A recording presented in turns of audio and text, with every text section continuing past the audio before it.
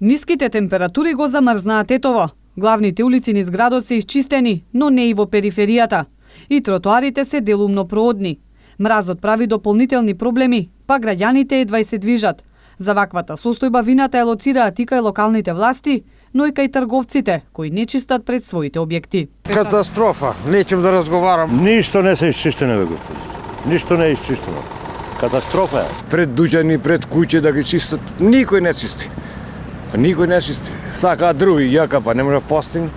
Тоа треба секој собственик да се ги чисти пред своето место. Да. Тебе самите, овие што имаат дуќани да ги чистат пред себе, иначе не се оди. Тешко многу. Тоа подхитно треба да се исчиста. Луѓето паѓа, берба се прави, лом. Треба да чисти некој. И овој треба да чисти, не само ова општина.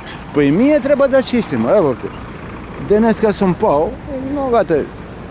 Сега треба да идем код доктор. Треба да се исчисти, ама нема кој да чисти. Сигурно треба некого да се задолжи некој или општината да преземе мерки. Ки има сигурно со скршени нозе денеска. Сепак тетовци велат дека колку можат ги слушаат препораките на надлежните додека трае студеното време и избегнуваат да излегуваат ако немаат потреба. Ги слушаме како да мора да ги слушаме препораките за да обстанеме, да речем. И затоа и сум зел зимски чевли, да. Прв пат излегувам после празници, бе. Дома сме сите, не излегуваме намерно заради тоа да не направиме некоја бели. Во одделението за ортопедија велат дека откако паднал снегот, бројот на пациенти со скршеници е зголемен за 20%, но споредбено со минатите години велат, граѓаните повеќе внимаваат.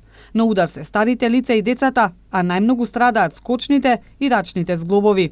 Сепак, велат ортопедите, мал дел од повредените имаат компликации, односно потреба од хирушки интервенции.